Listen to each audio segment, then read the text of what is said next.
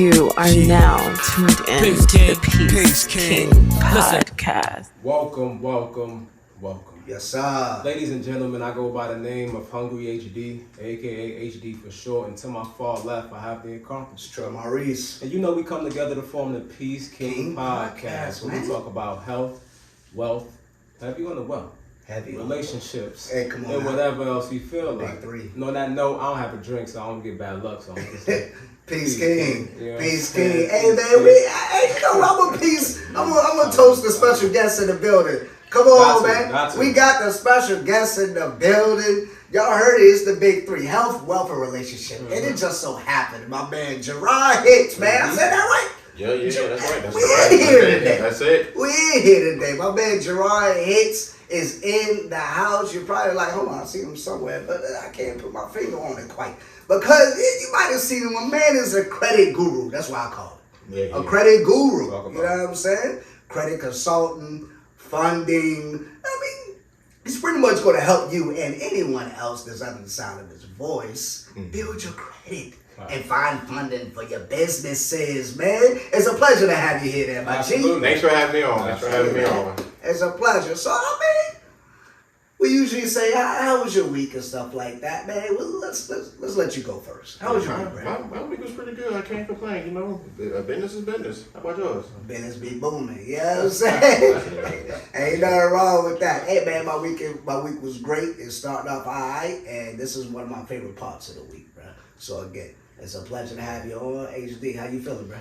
Everything good, man. Solid week. Everything been moving right along. We back here recording another one. Yes, sir. And we get to dive deeper into the wealth aspect. Yes. So I'm loving this, man. That's what I'm talking about. So let's dive right into it then, my guy. I mean, where are you from, first off? And how did you get into the credit game, the finance game, the funding game? And just give a little bit of background on how that occurred. All right, so I'm from, it would say DC, that's the best way to say it. But, Chocolate City. Little town, you could say Brandywine, but okay. Everybody knows DC. So I got into the credit space because, I'm 35 now. But I bought my first house when I was 21. Come on now. And just learning about financial literacy, right? These are things they don't teach in school. So I felt like, you know what, let me go ahead and just spread the wealth to everybody else, you know. Big facts. Let me see, I don't know how far we want to take it back, you know, so I just realized how important credit is. A lot of people, like I said, they don't know about it. When I first started buying my house at 20 years old, I realized that credit score is not the most important thing, right? Because I had a 730. My bad, a 738. First time I came in, they told me that I was denied, right? I'm thinking to myself, like, damn, why am I getting denied, right? Yeah. So I'm gonna find out it's about the credit profile. Well, I get that. Yes. So yeah, they pretty much told me exactly what to do. And during this time, you know, Obama, he was the president. Yeah. All right. So yeah, this thing's called the first time home buyer's credit. So I wish they had that one, Obama. Yeah. So we talking about I think this was what, 2009? Yeah, 2009. After everybody was saying my president is black. Yeah. Okay, 2009. Yeah. So yeah, like I said, they told me that you're not approved. So they told me exactly what I gotta do. You got, say go get this Capital One credit card, build up your credit profile. Came back 6 months later. Like I said, a little bit after I turned 21, I was able to get into my first house. But things weren't always good, right? All right. So got into the house. I had the cars and everything, and then just like I wasn't making a lot. Started falling behind on some of my bills, right? So I'm just kind of like breaking down the story of like how I ended up getting into the credit game, right? So having everything, used to have the parties, like I was, like I said, the life of the party. Like I was 20, like being 21 years old, I ain't had no facial hair. Had no facial hair. Like we beard game in here, but I ain't had none of this. You know what I'm saying? Yeah. Neighbors used to knock on the doors. I'm like, man, is your parents home? Like, is your parents ever home? I'm like, nah, I own this house. Come on now. This is mine, you know what I'm saying? That's big. That's big right there, man. That's big. When I was 21, I was proud of the Mazda RX-8 and a bottle of Ciroc. Yeah. But like, golly, my man had a whole Christie. Yeah. That's lit. Yeah, initially it was just an investment for me. I ended up being there for a little bit over 10 years. But just, fast forward, like I said, I wasn't making a lot. Fell behind some of my bills. And this is the crazy part about the story, right? I had a crazy ex, right? A crazy ex decided she was gonna break up in my house. Literally, this was about a whole year later. Remember the day, it was Valentine's Day. She came up in my house trying to say, hey, look, I left my, I think it was an Xbox controller or something like that she left at the house. Something slight. Yeah. That's always something. Mind you, I guess I had a whole nother girl that was inside the house, and it was Valentine's Day, and I was like, nope, you can't come in. Valentine's Day. Yeah, it was crazy, and it was snowing and everything too. So perfect weather. So anyway, I guess she gets mad because she couldn't come inside the house, so she ends up leaving, coming back. Now she starts stalking me. She's stalking me, seeing the time that I leave for work, right? And then one day, like I said, she came in, she destroyed everything. She destroyed my truck. I had Tahoe at the time. She destroyed the truck, cut up the seats, and by them cutting up the seats, you know, that's where the airbags and everything are, so they consider it being totaled. So mind you, her doing all this, I wasn't even mad. I wasn't even tripping, to be honest. Because yeah, like you said, you talking about, like I said, the president, you know, the land president is black, right? He was riding the Escalade, and that's exactly what I wanted, was an Escalade. You know what I'm saying? Yeah. So the problem came in is now I'm going to these dealerships, you know, trying to go and get a new car. Like I said, the insurance company, they say, listen, here's a check. We paid off the vehicle. You can go ahead and get your new one. But now at this time, credit score dropped down, right? Paying some bills. Right. So just being able to, you know, going from having a house, getting approved for a house, and now these creditors, you know, these lenders and stuff are telling me, no, you can't get approved for this car. Or the ones that were approving me were giving me like a 29% interest rate. So I'm like, damn, that's crazy, right? Right. So finally, it was crazy, right? So finally, a place, you know, it was called Sierra Auto Finance out in Virginia. Shout out they to went them. on, yeah. Look out for them. So they finally go ahead and they approved me, right? You know, and I was cool, I was happy, you know what I'm saying? But I said to myself, I never want to be in the same situation ever again. So from that point on, I started learning, right? I think I even paid somebody, I paid somebody to fix my credit, but it never really ended up being nothing, right? So, you know, made sure I kept, you know, good on my credit, didn't want to mess up nothing, you know, payment history, everything is good. So let's say, fast forward to 2020, let's fast forward to 2020. You know, I'm saying, you know what, I'm going to go ahead and just get myself a new house, right? Go ahead and get myself a new house. I'm in the process of everything, but like I said, COVID happened. My job was working at Comcast. Comcast was paying me good. It's paying me a lot of money, right? It's paying me like, you know, $120,000 a year. Now, what came down was they calculate your overtime. Yeah. They calculate your overtime and everything on it, but because they cut OT, like literally everything was cut down. Now I had to figure out what am I going to do to make this additional income, right? I tried to like tint some windows and stuff on the side. That was really, that wasn't really cutting it. You know, I was really working like 3 or 4 o'clock in the morning. You know what I'm saying? Come on, man. So let me ask a couple of things. One, shout out to Hustle. Like, come on, yo. Like some of these youngsters out here, they ain't got the work ethic that my man had. So I just wanna. There's a couple points that I want you to elaborate on. All right. So 21 years old, you decided to buy a house. Who did somebody put you on game, or did you realize real estate is one of the best investments you can make? Like, how did you figure that out at 21 years old? You know, it's crazy because nobody really put me on the game, but I just said to myself, like, do I really want to spend, like, you know, now I think of it as 100% interest rate, right? Yeah. I said, if I go ahead and buy this, I know that, you know, properties, they appreciate, right? You know, you buy it for, like, say, $200,000, 4 years later, it might be $400,000. Right. You get that money back, right? Indeed. So, yeah. All right. So, I mean, that's a legit thing. I mean, some people just got it, you know what I mean? Like, it is what it is, that foresight. The 730. At 21, like I thought you needed credit history in order to get you a nice score like that. You know what I mean? Like, is that one of the myths, or like you just, my man had the hookup or something like that? Like, I don't know. Yeah, got that handsome handout or something. You know what I mean? We talked about that in the previous episode. I don't know what it is. How did that come about though? So I guess like with having like a 730, you can really just have like one account. Right, you got just one account. I guess I ain't never had no negatives or whatever. But just having one account, you know, that's really not going. You know, it's like it's like, for instance, say you got a kid, right? A kid, they might not have no negatives, right? They got nothing but they got one positive account. But you don't want to trust your baby with, you know, $20,000-$30,000, right? Right. You don't know what they're gonna do with it. You never gave them this amount of money. It's the same thing with credit. Right. So, you know, the lenders are going to look at you the same exact way. So me having a 738 or whatever that time didn't really mean nothing because it's about that credit history. Right. And that's what I didn't have at first. When did you get your first credit card? It was once the lender pretty much told me what I had to actually do. It was like I said, about a month after that, I did that, made some payments histories on time. He told me to get a personal loan, and literally 6 months later, and I had to come up with my house. The first house I bought was $200,000. Yeah. So the Obama first time home buyers credit, they was giving you like basically 50% of what the down payment was. Right. So I had to come to the table with $8,000. Okay. They put up $8,000, so total was like $16,000. Yeah.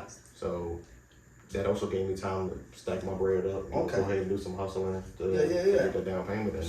And the building the credit piece, that's something that I want to hover on, because it's one of those things that everybody's fascinated about. Like you said, they don't teach it in school too much. But if you were to give, 3 solid kind of like to-do points for the average Joe out there or Joanne out there to build their credit. I've seen things, I've YouTube videos, I've put it in practice, and it worked out. But I want to hear from you if you could give like 3 things that somebody out there could do to turn it in. All right, so one of the first things, so if you are currently renting right now, right, if you're paying rent, you don't own, you can actually go to rentreporters.com and you can backdate your rent up to 2 years. So if you're paying rent, why not let that, report to your credit, right? You can do things like there's an extra debit card. You can do, you can go to eCredible. eCredible is a website you can actually go to build up your credit. But I would say you definitely want to have a credit mix, right? You don't want to have just credit cards, right? If you can get a personal loan, whether it's, if you got Navy Federal, just get a personal. I've done that myself when I was trying to actually get more accounts. Because if you go to Credit Karma, it's going to pretty much give you the breakdown. Credit Karma is, I'm not going to say use Credit Karma to determine what your credit score is, because it's going to be going off your Vantage score. Vantage score, can show higher than what your actual FICO score is. But it's going to give you the breakdown. It's going to say you need 21 plus accounts. Don't want to have no negative accounts, no collections, no charge-offs, no late payments, none of that stuff, right? You can have a couple of hard inquiries, but hard inquiries are just like it's more or less one of the determination where if you got too many of them, the banks look at you like you're thirsty, right? Yeah. So you apply for 10 loans, why do they not accept you, right? Right. So just you want to have, like I said, personal loans. If you got a car loan, just a mix of anything. Like I say, ultimate goal, usually people's first biggest investment will be a car loan. And then after that, it's going to be a mortgage. Right.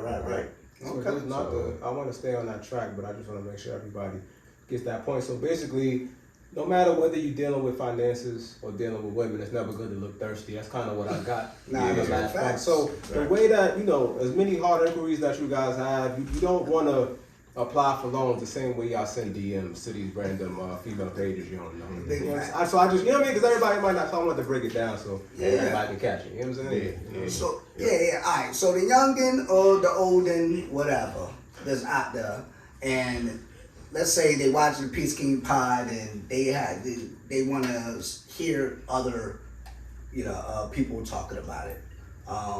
What are some tips that you would give them on their research? I know you mentioned a few sites, but if they looked at family members, or are there any indicators of like, okay, this person might be doing the right thing, like you might want to listen to them, or anything along those lines? Because I'm gonna tell you that there's a lot of stuff that you might see on the internet. Don't believe everything that you see. Even me as a credit expert, I would watch some of the stuff. I'd be like, wow, this stuff is crazy. Okay.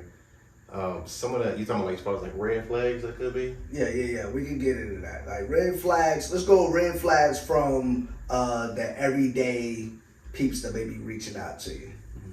Yeah, if you're talking to somebody, right, just check out their backstory, right? Yeah. If you're looking at Instagram, like I'm real big on Instagram, right? So I like to give out as much value, as much game as I can, just like I said, social proof. You can't so much, if somebody's not really showing their face, it can be skeptical because you can screenshot anything. You can take it from somebody else's pages. You know what I'm saying? Big facts. And then, just see who's actually doing something that's actually different. Because like I said, let's just say, for instance, credit repair, right? Everybody does credit repair. But what makes this person different? Like I said, for me, my goal is not just to fix your credit. It's to be able to teach you about how to use your credit, how to leverage your credit, how to invest in passive income opportunities, how to use that to build up business credit so you can actually use that to literally, like I said, make money. You know what I'm saying? So think about it like that. Don't just say, you know, hey, he can get me to a 700 credit score. Yeah. You know what I'm saying? So it's really a lot to it. I mean, it's just you know, find somebody who's actually genuine that just wants to really help you. Okay. Free game versus you're paying for it game. Like, what are your thoughts on that? Somebody want to charge to help you get your credit back right versus the free game that may be out there?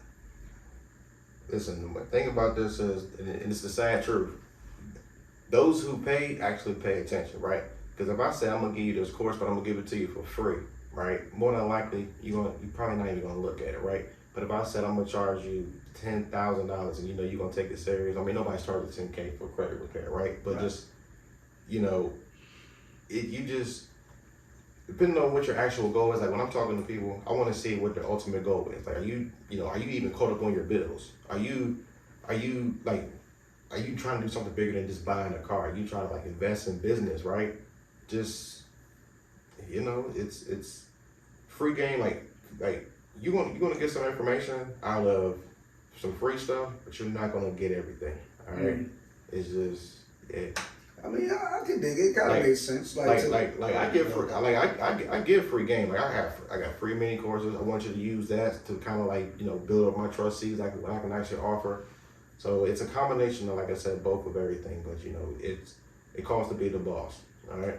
Come on now, take money to make money now. It costs money to make money. I want to say too, just to highlight that, because I know on your page you have a lot of those, right? Like you have the free courses on your page, so definitely go follow them if you didn't already. Make sure you follow them before this episode is over, because a lot of the reels you give out some tips and some game, but at the end it's always like, you know what I'm saying, referring them to the course because there's more info you can tap in. So obviously from a minute and a half reel, you're not going to be able to really get everything, but it's still solid points in there. But one of the things you said I think is important to highlight is the fact that people do like want credit scores, but I think really it's just become more of a status symbol. People don't really even, this is why it's good we have here, people don't understand the depth of credit, right, and the things that you can do and how to leverage it. They want a 700 just to have it, a 750 or 800 just to have it, but it's like, then what are you going to do with it then, right? Like, you know what I'm saying? Like, just to buy a car makes no sense, especially when the car depreciates, right? Even if you want to buy a property, it's like, okay, but where's the property? Is this going to turn into an investment property or is it strictly residential? And then from there, you know what I'm saying? Like, because even when it comes to taking equity out your home, once it's enough there and then get another property, like, it's different levels to it, right? Even when it comes to business. And leveraging your personal credit to get business credit, right? So it's like so many things. That's why I think it's dope that you take it that extra level and ask these questions rather than just doing credit repair alone. Yeah, that's some good facts right there. Yeah. I want to see if you could dive into that a little bit. The personal credit versus the business credit and how you can leverage one for the other. Yeah, so it's a think about it this like with what you get on the personal side. The business side, you might get 3x the amount, all right? So say for they give you, say, $20,000 on the personal side, you may get $60,000 just starting off, right? But the big difference between like a personal credit card and a business credit card, on the personal side, it's you got this thing is called debt to, you know, what is it called? Credit card utilization, right? Or also known as like debt to income, right? Well, not debt to income, but credit card utilization, right? If you max out a credit card on the personal side, it's going to drop your credit score by, it's 30% of your credit score. It can drop your credit score by 165 points. When you put it on the business side, mind you, again, we're going to be getting 3 times the amount, right? They got even business loans up to $50,000 no docs, right? So you can take things from the personal side, like once you start building a business credit, you start getting the tier 1 accounts, tier 2, tier 3s, and the net 30s and all that stuff. You can take things from the personal side, transfer to the business side. If you got like, you know, vehicles that's over 6,000 pounds, that's why you see a lot of entrepreneurs, they drive like the Range Rovers and Escalades and stuff, tax write-off, you know what I'm saying? You can actually take that stuff, transfer that over to the business side, and that also alleviates some of your debt on the personal side. So if you want to get yourself a $300,000, $400,000 home, well, $300,000 is kind of you can get a home for $300,000, let's say 15, 20 years ago. Now $300,000 don't really do much for you, you know what I'm saying? So it's just, with the business side, you can do much more. Like at one point in time, I used to try to figure out like how these people out here getting these skyscrapers, how they building these businesses and making money off of it. And it's just, you know, once you start a business, it's like free money, right? If you got a 700 credit score, at least let's say a 680 credit score, your personal credit. Like personal credit is gonna be like the foundation. Business credit is like, you know, you know, that's like the limit right there. Like the sky's the limit right there, right? You can you know, use other people's money to make money. If you get $50,000 and you can turn $50,000 into $100,000, that's better than you trying to use your own money. You know what I'm saying? He give y'all game right now. Nah, He give y'all game. For the entrepreneurs out there, is that something you would recommend? Like, let's say there's entrepreneurs and they're using their personal credit cards or their personal money. Would you recommend them to look into a business credit card or business loans? What are your thoughts? Oh, yeah, absolutely. So I had this client, this is like actually one of my favorite clients. Her name is Jessica, right? I was able to get her a $50,000 credit card, right? And, you know, I was asking her, like, what do you do for a living, right? So she's actually in like the health industry, right? And she knows exactly what she want to do. So I told her, I said, listen, why don't you go ahead and get yourself, you know, do like a vending massage chair. So exactly what to do. I said, go to vendingmassagechairstore.com, right?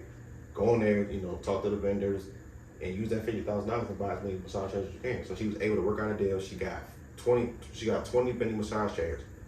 Each of the massage chairs, once she figured out where she can put them at, you know, malls, casinos, rest stops, any places like that, right?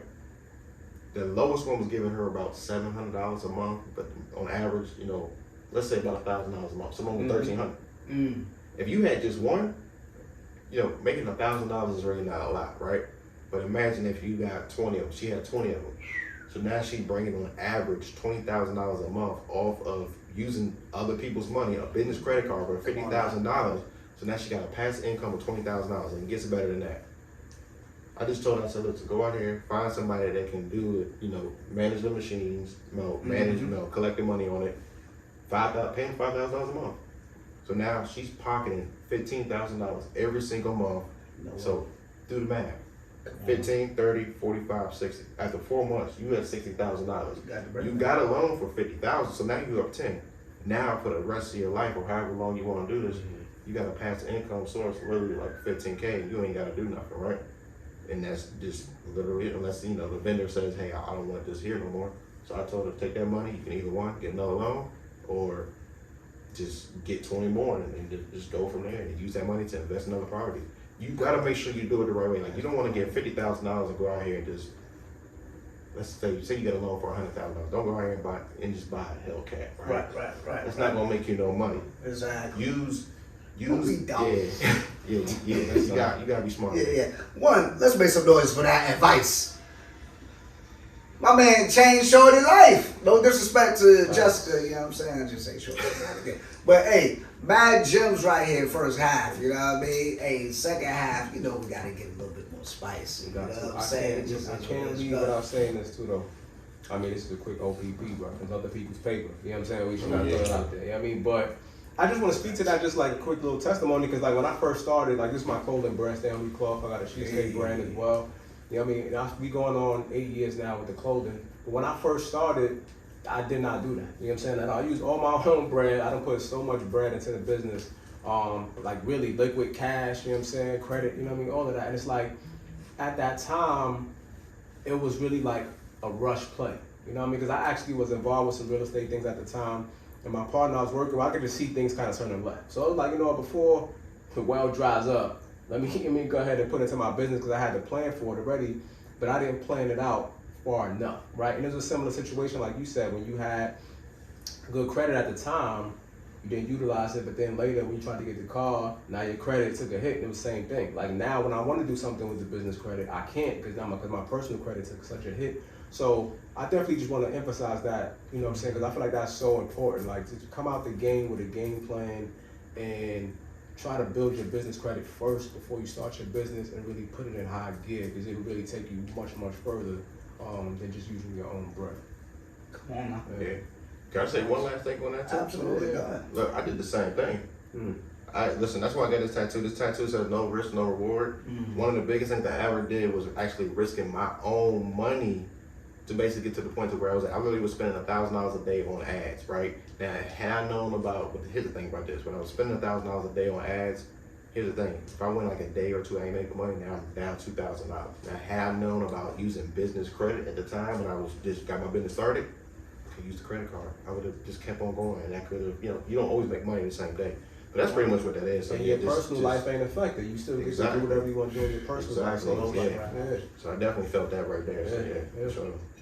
Come on now, y'all getting some gems now. Y'all getting some gems. We talk about health, wealth, and relationships. Heavy on the wealth today, man. Come on, man. Make sure y'all follow my guy. We're going to be right back. Jaron Hicks in the building. You already know it's Jaron Hicks. Hungry HD. We in the game, Coach. We're going to be back. You are now tuned in to the Peace King podcast. Delve into a remarkable collection of 100 thought-provoking quotes in this book, each one a reflection of life brimming with diverse experiences. Dontrell Ford's journey, marked by the profound chapters of marriage, the trials of divorce, and the joys of parenting both a biological son and a cherished bonus daughter, has provided the fertile ground for these words of wisdom. As you explore the pages, you'll find that these quotes are more than just words. They are an invaluable life lessons born from the crucible of real experiences. Dontrell's belief that he is an amalgamation of the places he's explored, the people he's encountered, and the experiences he has embraced infuses each quote with depth and authenticity. This book is your gateway to a journey of reflection, growth, and inspiration where you'll uncover timeless insights that resonate with the very essence of your own life's voyage.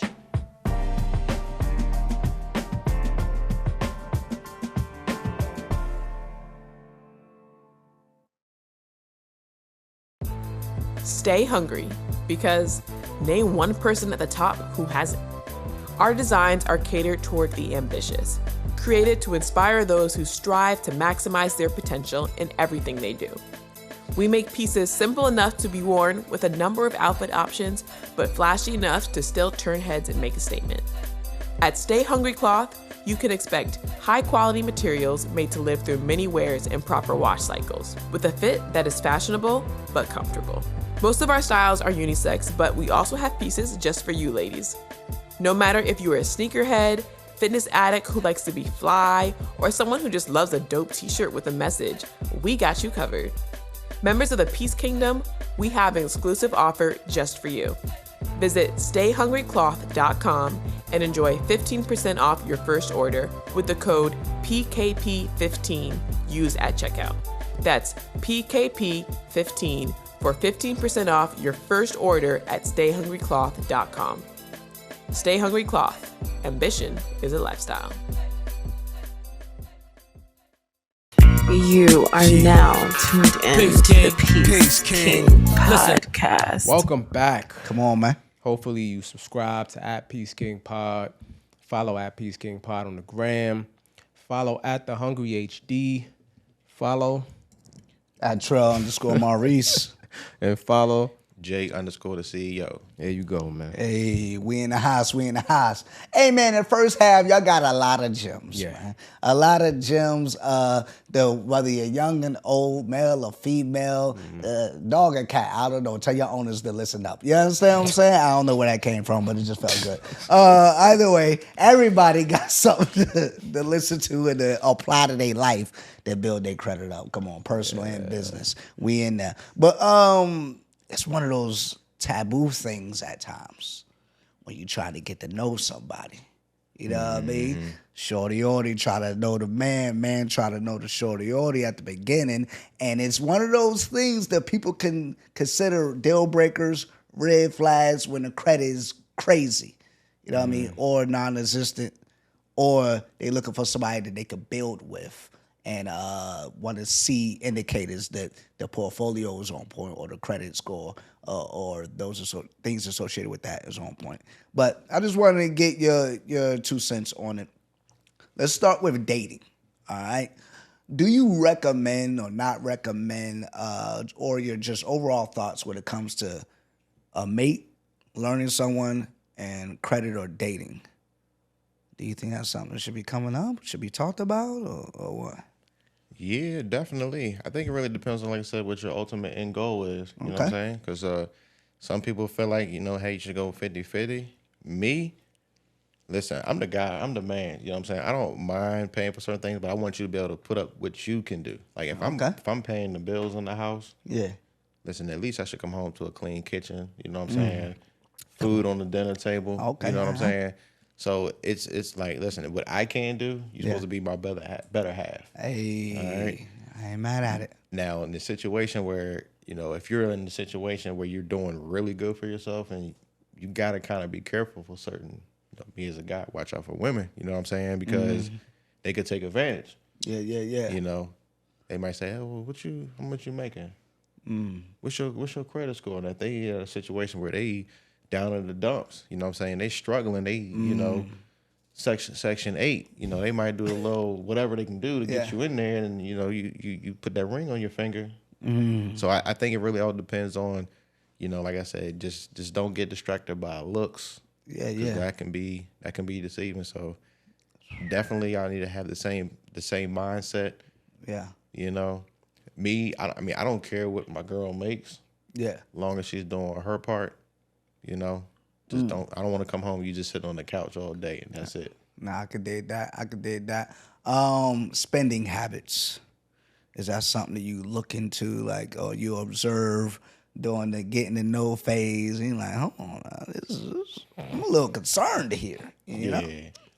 I would say depending on what you're spending it on. You know what I'm saying? If you're spending it on stuff that's not gonna really help you in the future, like say for instance you spending it on liquor, right? You going out to the clubs every weekend, you spending $300-$400, you know what I'm saying? Or, you know, I don't got nothing, people ain't nothing wrong with smoking or whatever, you know what I'm saying? That ganja that's cool, that's perfectly fine. But if you're not saving up nothing else, you can barely pay your car note, but you're going out every week and you know, just spending your money on this, going, you know, then that's going to be an issue for me. Yeah. Big facts. Priorities, y'all. Yeah. Get your priorities in order.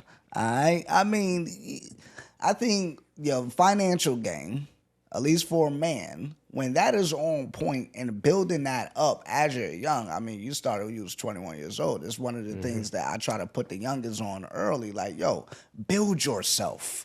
Of course, mentally, physically, emotionally, socially, financially. Like you can't, put that to the wayside. And I think sometimes as men, we place our value heavily into the financial side. So for me, when I look at the youngins that are doing it right, I applaud them. And for those others, I just encourage them like, hey, just build yourself up, definitely financially early, get stable, and in my opinion, I think it can increase your confidence when you start dating and such. Not to flaunt it, but I think you could date a little bit more securely. Yeah, absolutely. I think anytime it's just like add more, what they say, he in his bag. You know what I'm saying? Like, you add more tools to the trade, more tricks to the bag. It's like with anything else, the more confident you should be because, you got more things at your disposal and more attributes, right, to build you up. And one of the things about starting early, too, I feel like a lot of times the one thing we don't plan for, especially when we have, like, grandiose ideas and plans, is for mistakes, right? And for, like, the unfortunate things that happen. And one thing for sure, two things for certain is going to be, you know what I'm saying, like problems. There's going to be adversity. There's going to be mistakes. So with that being said, the earlier you start, the earlier you run into those mistakes, the earlier you get to correct them and get on the right course. And that gives you, I feel like, a longer runway of success and more ups and downs, right? And being on the right side of things. So I think everything that y'all saying is super important. And hopefully, as we grow and we get even younger men, you know what I'm saying, are following us and listening, these are a lot of things that can help them. You know what I mean? Absolutely. So we oftentimes, right, I hear a lot of men, and I've even said this myself, I could care less what the woman makes. I don't care how much money she makes. I don't ask, but I kind of do care if she got student loans. It's like $90,000, $100,000. It's like,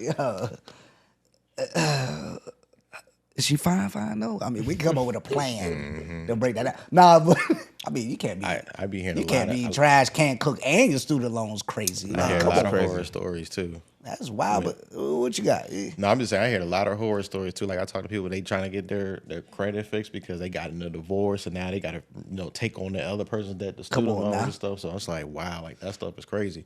But there's another point, just like jumping back on what you were saying, right?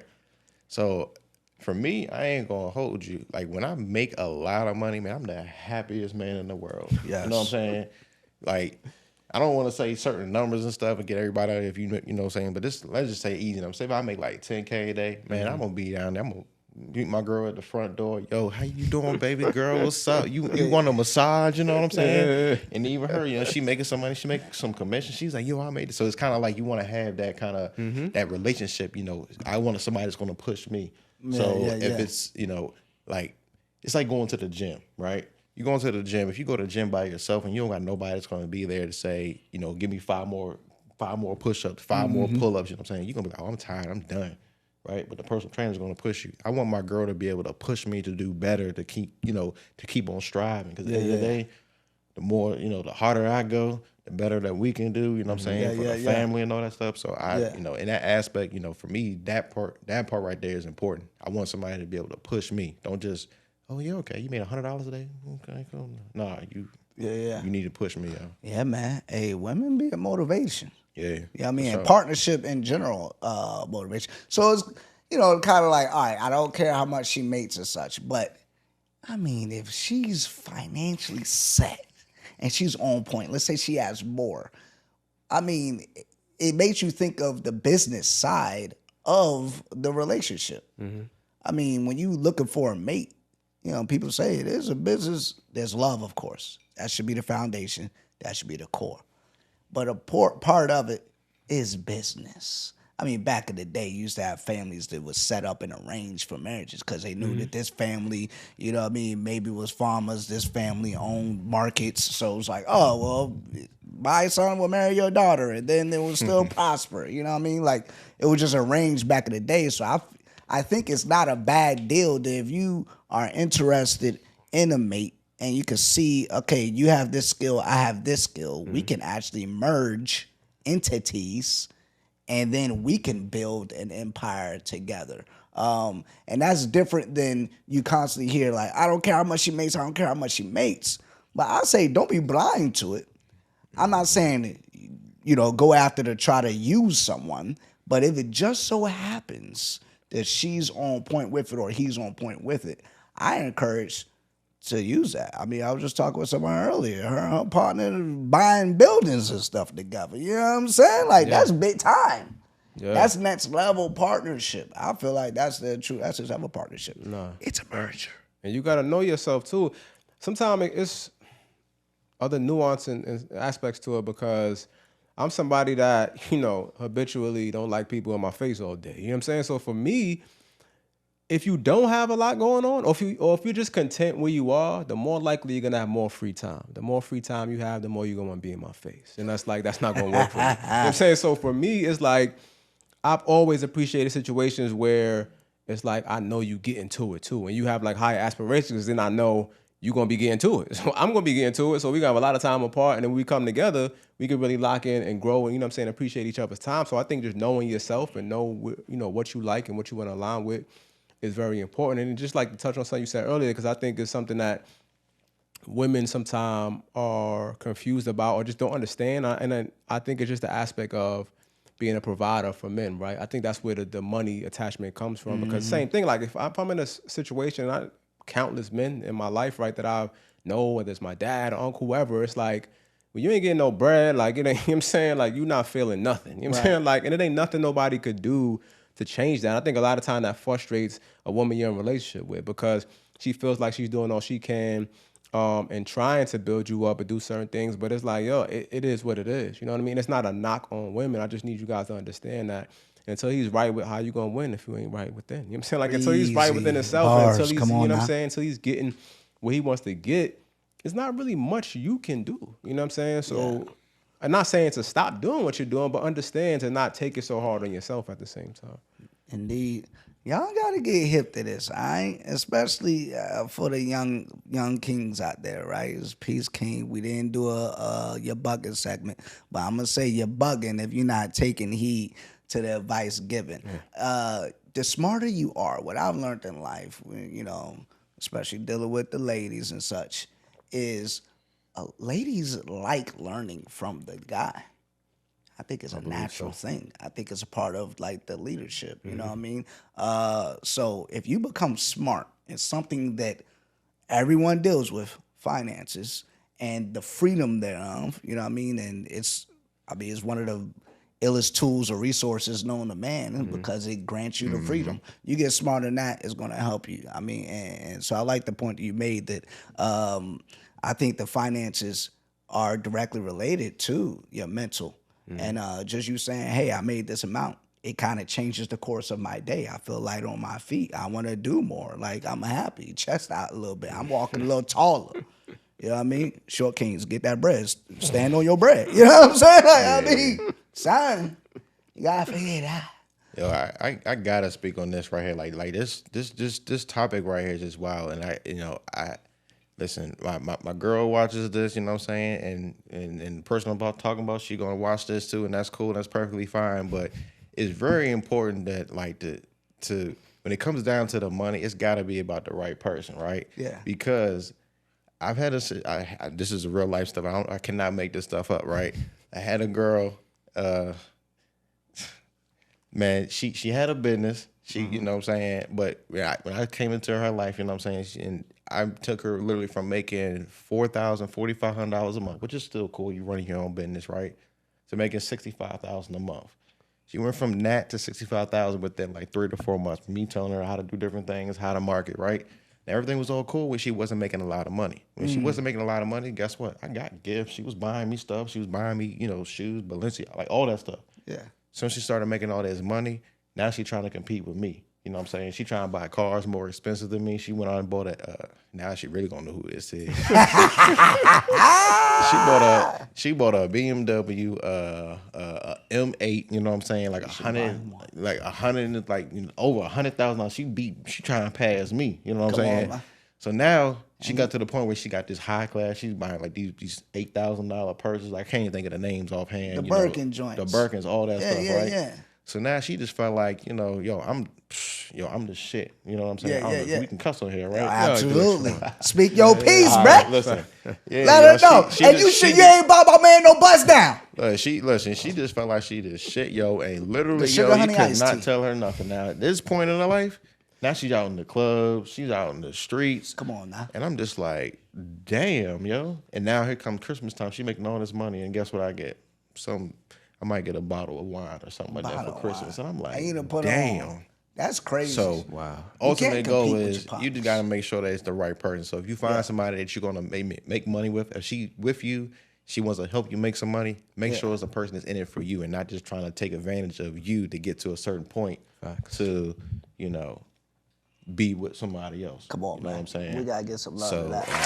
We got to get some love to that. That ain't love for you, Shaquana. I don't need no disrespect to the Shaquanas of the world. And that's a real story, y'all. You know what I'm saying? Hey, we like real stories. How do you know? I mean, because when you hear that, right? 4,445. I think that was the number you said. 45. Yeah, you added man. I was like, I don't think that's what he said. I think that was the exact number. 4,500 or 4,444. What she was making a month? Yeah. Yeah, she was making like 4,500 a month in her side. That's what I said. I said 45. 45. But anyways, yo, she went from that to 65K. Yeah. What was your IG again? That ain't about to be flooded. Them DMs about to be stupid. I got the screenshots of her shouting me out when she went from, you know what I'm saying, that to that. Like I said, I don't want to put the information out there, but hey. How long that took? It was like 4 months. Within like 4 months. You know what I'm saying? And she was working a decent job. Yeah, it was about that credit. Credit stuff. Yeah. She was doing certain things like she had the ideas, but she didn't know how to execute about it. Come Me, on now. I don't know. I just got a natural thing for like marketing. I just came up with ideas and stuff, and then, like I said, it just worked. Come on now. Lit. Shorty on this She listened good. She know how to watch. How do you differentiate? Like, Shorty trying to get at me because of me? Oh yeah. Or she trying to sneak and get this knowledge because she see my successes? Can you determine that? Have you struggled with determining that? Like if they trying to use you for your knowledge because they see the profile, they see the mass following, they see the success. Mm-hmm. Are there certain questions you may ask? Is there certain behaviors you may see that gives you an indicator like, I don't know if she in it for me or for them zeros. Yeah, absolutely. And it's funny because like obviously I'm not with her no more. But when I left her, she was like, "Yeah, anybody that you ever get with, they gonna be with you for your money. So look, check this out. I'm talking to somebody now. I mean, I got a girl now. She's amazing. You know what I'm saying? So I ain't got to worry about that. You know what I'm saying? But I'm gonna see what you gonna do. You know what I'm saying? Are you gonna ask me every week? Can you get my nails done? Matter of fact, the girl I was talking to, my girl now, right? I said the same thing to her. I was about to cut her off. You know what I'm saying? Because she was asking me for this. So I'm going to see what you're going to do. What are you willing to do? Are you going to, pay for, we go to the club, are you going to pay for parking? Something simple. You know what I'm saying? I pay for dinner, but I want to see what you're about. Okay. If you making $10 an hour, but you willing to go ahead and spend, $100 on me, listen, I'm about that. So I just keep that in mind. And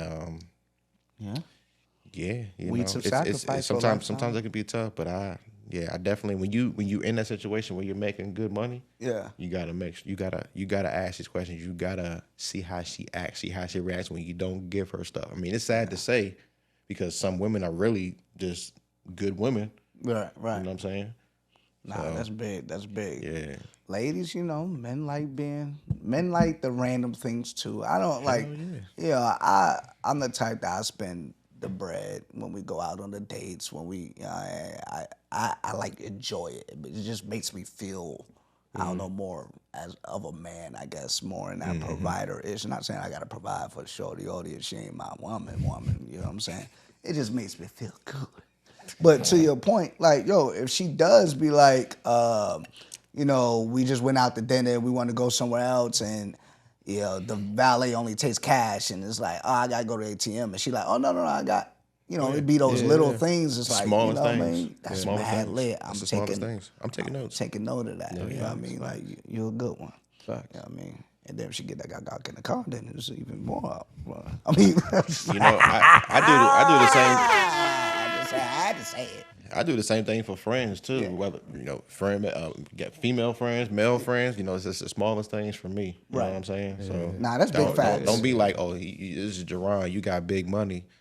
Listen, if you got that attitude towards me, like, you can pay for dinner for everybody. I was about to ask that. Yeah, that's mad lame. And then I'm the type that we're not keeping a ledger on. Okay, I paid for this. Okay, so it's your turn to pay for that. You should. It's like just know. Like, you should just know. You know what I'm saying? If I got this round, it should be like you should just know. But if I get 3 rounds, then I'm like, all right, you're gonna clearly see. Yeah. And then so let's just do. Nah, that's facts. This is something This is something I never ever thought about or spoke of before. All right. Let's say we out and it's a good night. Let's say we're going to have like 4 to 5 drinks. Okay, how many times we going to go back to back with the rounds? And especially it's like, hold on. If you drinking, if you drinking super top shelf and I'm not, and I get it ain't really adding up. You know what I'm saying? Like with the balance. I ain't trying to keep a legend, but you drinking Macallan, whatever number, and that junk is bad bread, you know what I mean? It is. Shorty over here, one person taking shots of goddamn Casamigos, you taking shots of Clase Azul. It's like, a little different. But nonetheless, I'll be like, all right, we going to go back and forth with paying the shot. That's only going to go for like 3-4 rounds. If you drinking, okay, now we just go by yourself. Yeah. I got it over here. You just got to be smart about it. All right, let's go into some of these myths. All right, because, we hear so many things when it comes to bread, when it comes to relationships and money, and like, you need to ask about the credit score right up. If they got this number, then they're lost cause, don't do it. You know what I mean? Like, what are some of the biggest myths when it comes to just credit or money overall? And then when you talk about finding a partner or what's recoverable or what's not. You know what I mean? Anything jump out at you with that? You're saying like as far as like myths? Yeah, myths. You know what I mean? Like, if they got, let's say a woman, she asked, dude got like, let's say he just got out, I ain't even gonna say that. Let's just say he just didn't manage it all that well. He got like a 500. And she's like, he's a lost cause. He's a great man, but he's a lost cause. It's never recoverable, whatever. Like, I'm not gonna deal with it because it's not where I want it to be. Is she correct? Is she feeling right? Or is that a myth to like, hold on, like, wait, that he can recover if he put in a solid game plan. I mean, I feel like anybody can recover from anything. Because, I mean, I know a lot of people. I mean, I talk to people, like I said, all day, every single day. A lot of people, they done been locked up, did these crimes, and now they millionaires and stuff like that. Right. They doing better than people that did, 4 years in college, you know what I'm saying? Darkest degrees. Yeah. You know, you can go from a 500 credit score to a 700 credit score. Like, so people can change. Right. You know what I'm saying? You know, people will say, hey, once a cheater, always a cheater. Not necessarily. You know what I'm saying? I'm a much better man than what I was when I was 17, 18 years old. Yeah. You know what I'm saying? So, Very fast. anything is possible. Word. So you think that they could break a habit? Their spending habits were trash. They use credit horribly. They could become financially disciplined. Yep. Okay. A lot of times it just takes, you might even have to be at a really low point. Like, you might be damn near homeless, you know what I'm saying, before you realize, it could be something significant that happens as far as you having a family, you having a kid. Now you're going all out for your son or for your daughter, you know what I'm saying? Mm-hmm. Like, trust me, I hear that stuff all the time. So definitely. I mean, when I was working at Comcast, there was a guy, his name was Seth. I don't know if he's going to watch this, but hey, guess what? I don't even care. This man was always getting in and out of trouble, in and out of trouble with the law, you know what I'm saying? But he met this girl that was really good, that was amazing to him, and it pretty much changed his whole life. Yeah. And it's the same thing with, I feel like I said, with anything, you know what I'm saying? You meet the right person. Nah, that's big facts. It can really correct you. Yeah, I got a homie. My bad, I didn't mean to cut you off. I got a homie. He was in the military. He got out the military. You know what I mean? He was doing fine. He met this woman who was just real savvy in business. My man got 3 businesses now. And it's businesses that you wouldn't think of, but he's doing very well. Like a balloon business, an ice cream shop. You know what I mean? Like those type, but he's doing very well because she kind of opened his eyes to like different things. So you never know when you're gonna come across somebody who's gonna just drop knowledge and change the course that you're on right now. Like when you watch this episode of Peace King Podcast, you know what I mean? My man Jay, the CEO over here, he can switch it up, all right? But yeah, all these dating sites that I be seeing or online dating shows I see, they be like, he gotta be this and that and have a 700 something credit score. It'd be like, you might be limiting your blessing. You know what I'm saying? So just know that if it ain't where you think it needs to be, it can be there. They just gotta be financially smart with it. Mm-hmm. All right. I just wanted to, I think we should, before we end it out with a Speak Your Peace or something like that, we touched on red flags. But, in 20, I seen songs like Cats for Scammers. Like, they were singing songs, teaching people how to scams. And then the PPP loans and all that was going crazy. But can you talk about like a red flag? We talk about people, but like with a scammer or just a business opportunities, like just sounds too good to be true. We just seen how DJ Envy and them and all. Yeah, I mean, you kind of like just said it right there. If it sounds too good to be true, I mean, a lot of people, y'all know about the Cash App scam that's been going around for the longest time, for I don't know, 2-3 years. Here, take, $100 turn into $10,000. Come on now, without doing no work. You know what I'm saying? Sometimes the stuff can sound really good. It can be legit. You know what I'm saying? Even like this thing got nothing to do with credit, but there was this thing going around for like UPS. They do it around the holidays and stuff. Everybody's shipping these packages, and you trying to get this stuff delivered on time to your loved ones. Hey, listen, your package was delivered to the wrong address, right? You get that joint?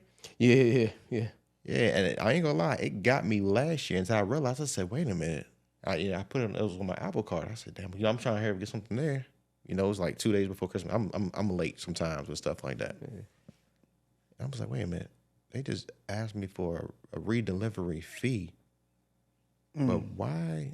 I thought about it afterwards. I said, damn, let me hurry up and cancel this card. But the fact that I used credit, it was good. So it's just like the stuff, you really got to think about it. It can like, people are brilliant. You got AI that can actually, like I said, clone your voice. You know what I'm saying? And that can be scary. You know what I'm saying? Right. So, I mean, it's just, it's you got to put in work. If somebody's telling you that you can make $100,000 literally just from just sending $200, something simple, like, come on now, it's not gonna be this. Because if that's the case, why are you telling everybody else about it? Come on now. Why don't you do it yourself, right? Big facts. So it's just you got to think about the red flags. You got to put it in the work. Like, I would say it costs money to make money, but come on now. You talking that talk. All right, I did have one more. I didn't hit on earlier. Debit versus credit. Pros versus the con. Do you have any thoughts on that?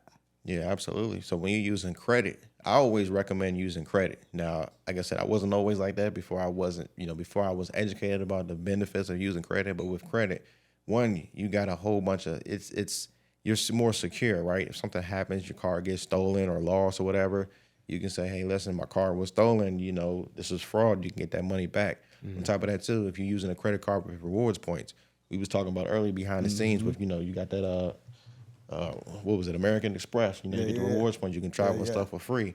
Those are the benefits that you can actually use. So imagine you spend $100,000, well, let's just say something more realistic. Let's say $5,000 a month. You got your mortgage and all that stuff, and you got a 3% cash back. You're getting that money back versus when you're using your debit card, you ain't getting that back. Come on, you know what I'm saying?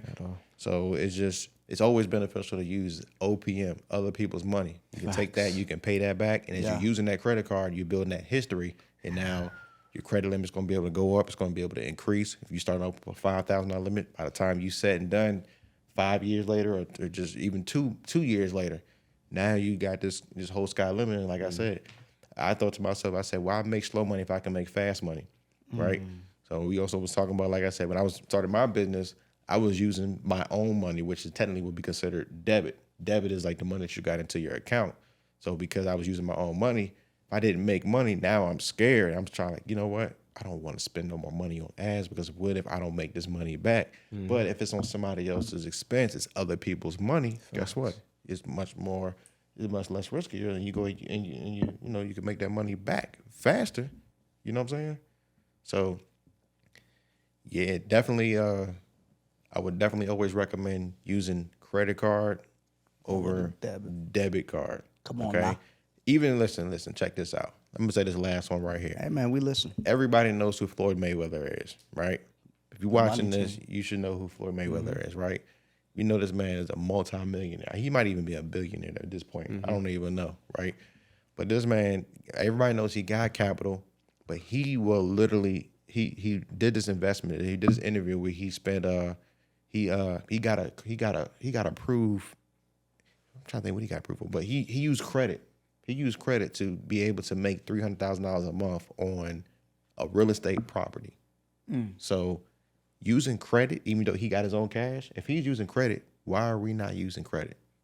Right. So using credit to make $300 million a month. Yeah. Come on now. Hey man. Shout out to OPM. Other people's money.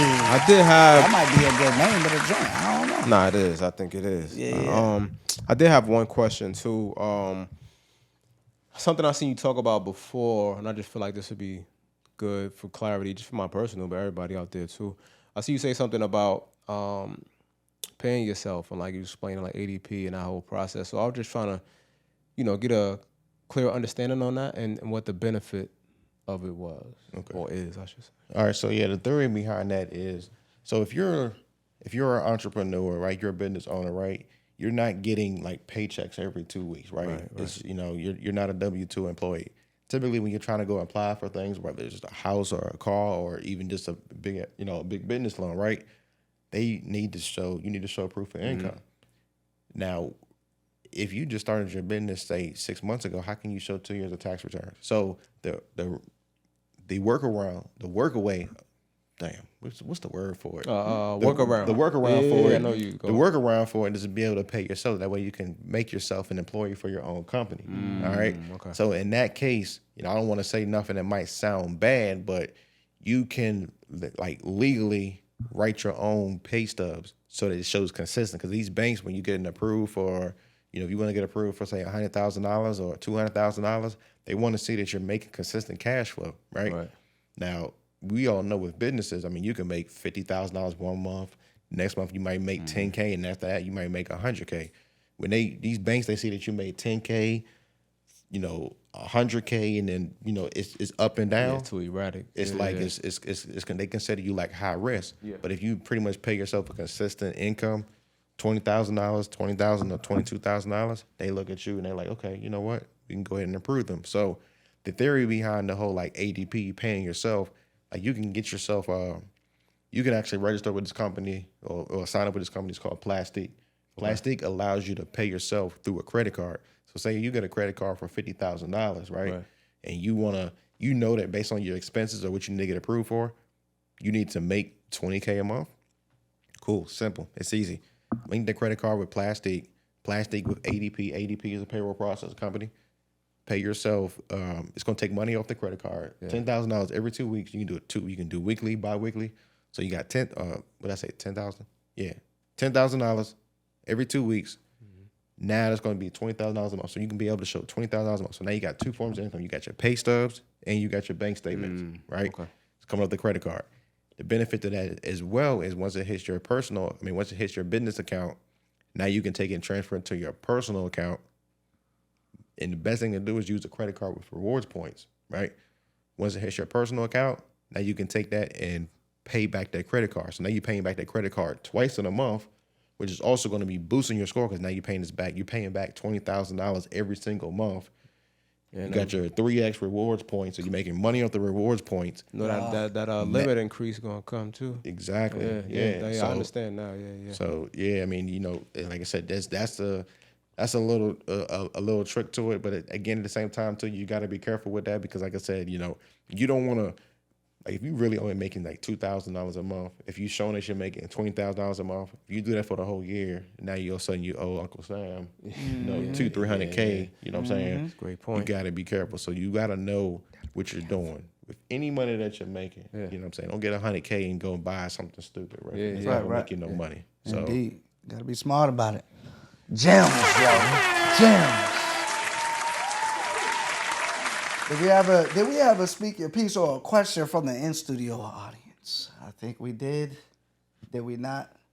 Going once. You got it. I have to turn the mic on. Okay, there we go. Is the mic on? All right, all right, all right. Yep. There we go. What's going on? How you doing? Pretty good. How are you? Amazing. Another day in paradise. Well, another night in paradise, I should say. All right, so my question is related to accounts that are charged off. Because what I've been told is, say I have an original account with Bank of America and it gets charged off to Sam and Sam Lewinsky company, right? I no longer owe that amount to Bank of America. Can you clarify that? Because I know there are a lot of people who have questions around the validity of owing debt to your original debtor versus being able to, clear a charge off from your account when it goes to someone else. Yeah, that's actually correct right there. So basically, you never signed a contract with the other company that purchased that debt, right? And basically, say the original creditor, once they charge it off, what they're doing is they put it on their taxes as basically like they never received this money. So they're going to send something like that company, not all companies do it, but they're going to send something to the IRS that states that, say for instance, it was $20,000 that you didn't get, you didn't get your money back because I didn't pay you back. It's going to go down on this person, like say for instance me, it's going to go down on my taxes that I made an additional, so say, I made an additional $20,000. So if I made $100,000 a year, but I didn't pay you back $20,000, it's going to look like I made $120,000. So I'm basically technically paying taxes on it. So once it's charged off, you no longer owe that debt. That original company, that next company that bought that debt for pennies on a dollar, you didn't sign no contract with them, so technically you don't owe them. Now, mind you, are they going to want that money? Yes, because they want to double dip, right? So it's just, you got to understand how consumer law works. Technically late payments are technically illegal to be on your credit report, but if they can get that money, they don't want you to have good credit. So that's what it is. But like I said, you dispute things on your credit report, they're going to try to, you just got to be consistent. If you know your laws, you know your rules and stuff like that, you're good to go, right? And one thing I always try to tell people this, like most of the time, if somebody gets pulled over for speeding, right? You're doing 70 miles per hour in the 55 miles per hour zone, right? If you just go ahead and you pay the ticket, you're guilty, right? You lost it. You can't go back later on and say, you know what, hey, I wasn't really speeding. Why you pay it, right? But say you go to court, you might get lucky, and the cop might not show up. Mm-hmm. If you don't show up, guess what? Case dismissed, gets thrown out. Mm-hmm. But then when the cop does show up, most people get scared when it comes to this point because it's like, well, you know what? What if that radar gun was not properly calibrated, right? If it's not properly calibrated and you know the laws behind it and you got to be able to prove that that radar gun was properly calibrated, did he turn it on or did he actually use what is it called? I can't even think, the calibration, like it's like the way they supposed to calibrate the sticks. It's all about, just the small things. If you got to know everything about the laws, all right, it's always worth going for the extra mile, going for the fight. And like I said, I personally done this before myself. So don't just say, okay, I'm gonna go ahead and pay this, And even sometimes when you're disputing accounts on your credit report, these creditors are going to reach out to you, say, hey, listen, you owed us $20,000, we'll settle for $5,000. They might want to settle for $5,000 because now they're scared that you're going to end up not paying them nothing because the laws. So you not really knowing, oh, damn, okay. All I got to do is pay $5,000. Let me go and do it. So now they get money when technically you ain't got to owe them nothing. So it's really all about that. I could go on and on about this stuff right here. You know what I'm saying? You get arrested, but they don't read your Miranda rights. You know what I'm saying? Simple stuff like that. It's the same thing with consumer law. Yeah. Know the laws. I like it. I like it. Know what to look for and stuff like that. And if you don't know what to look for, you got other questions. I'm sure you can probably peruse the page and you might find the answer to some of the questions. We in the game, Coach. Appreciate that. Did you have any follow-up? That's a good question, though. Oh, we have more? Did you have any follow-up?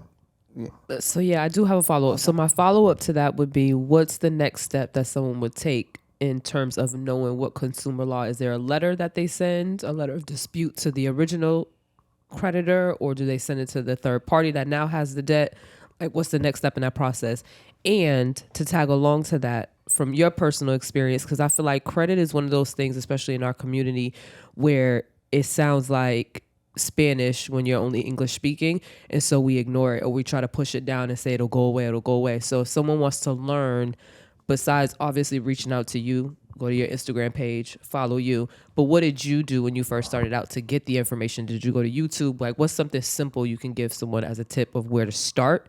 And then also, what are we sending to the third party creditor? All right, so just on the last one, you got to be careful with, again, YouTube is cool, it's great, it's free information.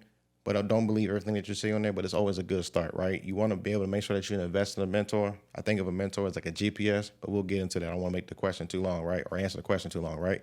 So just, what was the main point again on that?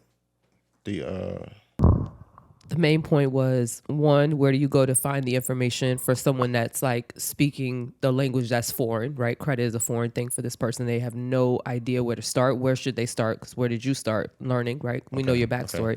Okay. And then two, what do we send to that third party creditor? Is there a letter, like a letter of disputes or what so have you? What's the correct, the proper channel for that? So yeah, that was the question that I forgot about that one. So like my method is actually like trying to set the credit bureaus up. Like me, I already know exactly what they're going to say, right? So when I first started off, I used to just say, hey, listen, this account is not mine. I was never late on this account, right? And that's going to get you some results, right? But the ultimate goal is you want to kind of like get them to slip up and say they did this, right? So let's say, for instance, let's just use the example of a bankruptcy. Bankruptcies are actually easy to remove because bankruptcy courts do not actually talk to the credit bureaus. So what I'm going to do, besides removing the addresses, the phone numbers and stuff like that, right? My first step is going to get them to say, hey, can you verify this account? I'm not going to say that this account is not mine, but I want them to actually set themselves up, verify this account, right? And once they come back and say this has been verified, now I'm going to ask them for the method of verification. How did you verify this? Now, in the case of it being like a bankruptcy, they're going to say, yeah, we verified it with, whatever your court district is. We verified with this bankruptcy court and such, wherever you live at, right? And then we're going to say, okay, cool. I'm going to send a letter to this bankruptcy court stating that, hey, TransUnion, Equifax, or Experian stated that this bankruptcy was verified by you guys. Can you tell me, give me some more information about that, right? They're going to reply back by stating, We do not talk back and forth to any kind of credit bureaus or anything like that, right? So now you got these two controversy, letters, right? They're saying that they verified it. Here's a letter from the credit from the court system saying they don't talk to you guys. So now we send these letters to the credit bureau saying, hey, how can you say this account was verified? But here's a letter from the court system stating that we do not talk to you. So somebody's lying. So now that you set them up, you got this paperwork in front of you. Now you can go to the CFPB, the Consumer Financial Protection Bureau. They are above the credit bureaus. They can go ahead and actually take action. But if you don't do your due diligence and do your, kind of like setting them up, you can kind of like get rid of some of your rights. And just like disputing online, I don't know why, I can't even answer this question, but they say disputing online is one of the worst things you can do because there's certain laws that you give up. But it's just you got to make sure that you do the process properly because you do something wrong, it can really mess everything up. Yeah. Okay. And then the last one was, we answered. That was Yeah, all right, we in the game. Appreciate you. Did I get that point or I missed something? I want to make sure. Okay. Come on now, we in here, man. We in here. All right, man. It's final thoughts time. Final thoughts. All right. What you got, HD? You got something? Man, just super dope episode. Everything that was said in here, I feel like it's something you could pull from. Again, start early. Start educating yourself early. I agree. Having like a mentor or somebody you could tap in with. If you don't have somebody like that, that's why somebody like Jaron is here. You know what I'm saying? To tap in with. Now again, it's probably gonna cost you a couple dollars, but invest in yourself. That's what we're doing out here, right? Right. Yeah. Let's think about the long-term plan, right? Let's think about the long game, pause, and let's think about where we want to be in life. And that's something small to do, to invest in yourself. And just Major Key, man. Appreciate you being here, bro. Dope episode. Absolutely. I echo everything my brother said. I'm going to let you add the last words there, bro. Yeah, pretty much like if you're in the situation and you're struggling with trying to get your personal credit in order, you done sent out some letters to the credit bureaus, but they come back and say it's been verified and you just don't know what to do. Listen, I got you. You can hit me up on Instagram, J_the CEO. I got a YouTube channel. I got the Facebook channel, but I don't really be that big on YouTube, but you can go and find me there. Most importantly, the biggest thing that I like to be able to do is, like I said, it's not just fix your credit. I want to be able to get you to be able to invest in passive income opportunities. Most people, when they fix their credit, they want to do small things like, let me just go ahead and get myself a car, right? But there's much more things beyond that. Why don't you use this credit to leverage it to be able to make money so you can go ahead and buy them properties, this whatever it is, you can do digital products, make money in your sleep. So you want to be able to get your personal credit in order, get yourself some business credit, utilize that, which is going to be able to 10x your life. Listen, I can assist you with that. Business credit is about your structure. It's not just getting the EIN. Like, that's the easy part. You can go to InkFile. That's cool. That's easy. But you want to make sure everything's in order. The address, the phone numbers, like, you want to make sure it's legitimate. So if you need assistance with any of that, you want to get $150,000, $200,000 to start whatever business it is, listen, hit me up. You can go to www.sixfigurefunding.com. Check me out. And man, or you can text the word credit to 202-900-2927. And that's it. I'm Jaron, J_the CEO.